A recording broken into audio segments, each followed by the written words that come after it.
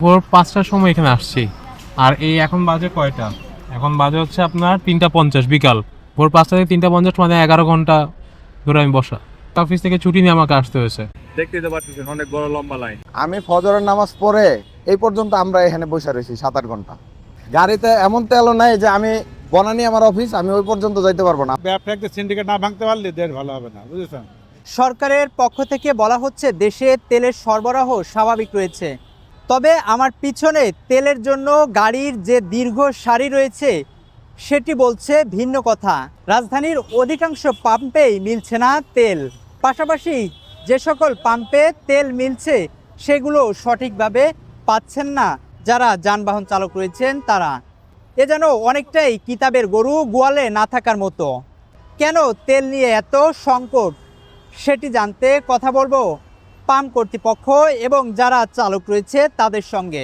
আমি ফজরের নামাজ পড়ে ব্রিজের উপরে কুড়িল ফ্লাইওভার থেকে সিরিয়াল ধরছি অন্ধকার থাকতে, এই পর্যন্ত আমরা এখানে বসে রয়েছি ৭-৮ ঘন্টা। গাড়িতে এমন তেলও নাই যে আমি বনানী আমার অফিস, আমি ওই পর্যন্ত যাইতে পারবো না, আমার গাড়িতে এতটুকু পর্যন্ত তেল নাই। সরকার বলছে তেলের সরবরাহ স্বাভাবিক রয়েছে, আপনারা কি চিত্র দেখছেন? না, এগুলা মুখের কথা, আর এই প্র্যাকটিক্যাল দেখতেছেন না। এসি রুমে বৈশা একরকম কথা বলা খুব সহজ, কিন্তু প্র্যাকটিক্যালে দেখতে গেলে আপনি দেখেন এখানে মনে হয় যে সব স্বাভাবিক আছে। এই যে অফিস থেকে বারবার ফোন দিতেছে, কি ব্যাপার তেল নিয়ে আসেন না কেন, তাইলে কিভাবে, ডিউটি তো নাই।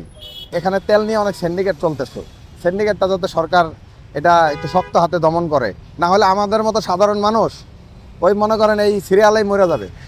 আমি তো ভোর ৫টার সময় এখানে আসছি। আর এই এখন বাজে কয়টা? এখন বাজে হচ্ছে আপনার ৩টা ৫০ বিকাল। ভোর ৫টা থেকে ৩টা ৫০ মানে ১১ ঘন্টা ধরে আমি বসা। আমি আজকে আসছি, আমি আজকে অফিস থেকে ছুটি নিয়ে আমাকে আসতে হয়েছে। আমি কিন্তু এই ১২ ঘন্টা এখানে বসা। আমাকে এই ধরেন এই ৩ দিন আমি মানে এই আগামী ৩ দিন চলতে পারবো, আমাকে শুক্রবার আবার এসে ১২ ঘন্টা লাইন দিয়ে থাকা লাগবে। দেখতেই তো পাচ্ছেন অনেক বড় লম্বা লাইন। আমরা আছে 4 ঘন্টা, ম্যাক্সিমাম 4 ঘন্টা দাঁড়ায় আছি। কি জন্য দাঁড়িয়ে আছেন? তেলের জন্য। তেল পাচ্ছেন না? না পাচ্ছি না, ওনারা তো বলতেছে এখনো আসে নাই। পাম্পে তেল নেই? না, পাবে বলে তেল নেই। সরকার আসলে তারপরে ওনারা তেল দিবে। দাঁড়িয়ে আছে আপনার ধরেন, তাও ফজরে আজান দিয়ে সিরিয়াল লাগানো হয়েছে, ফজর আজানের পর থেকে ৫-৬ ঘন্টা তো হয়েছে।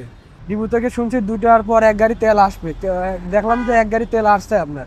মানে 1 গাড়ি তেল সামনে তো না হলে 50-60টা গাড়ি আছে, আবার ওদিক দিয়েও গাড়ি ঢুকতেছে। যদি সিরিয়ালে যে পাই তাহলে পাইলাম, না পাইলে তো কিছু করার নাই। তেল সরকার বলতে আছে, বাট আসছে, পাম্প অ্যাভেলেবেল নেই, পাওয়া যাচ্ছে না। এবং একটা সিন্ডিকেট আছে, সিন্ডিকেট তারা করছে। এরা ব্যবসায়িকরা করে, ব্যবসায়িক পাম্পে তেল থাকছে, আবার কিছুক্ষণ পরে দিয়েছে, বন্ধ করে দিয়েছে। এক কথায় বাংলাদেশে ব্যবসায়িকদের সিন্ডিকেট না ভাঙতে পারলে দেশ ভালো হবে না, বুঝেছেন? চাহিদার তুলনায় আমরা আজকে 1/4 তেল পেয়েছি।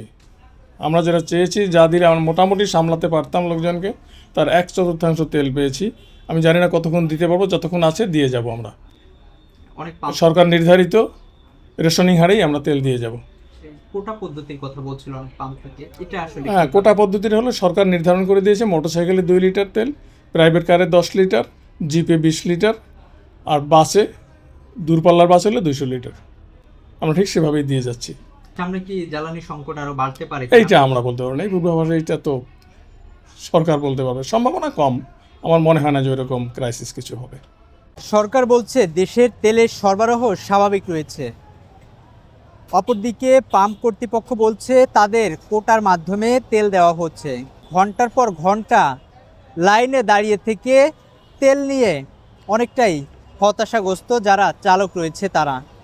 সকলের প্রত্যাশা অতি দ্রুত জ্বালানি তেলের এই সংকট দূর করে স্বাভাবিক করা হোক তেলের কার্যক্রম। রাজধানীর নিকুঞ্জ থেকে আরিফ শেখ, বাংলা পোস্ট।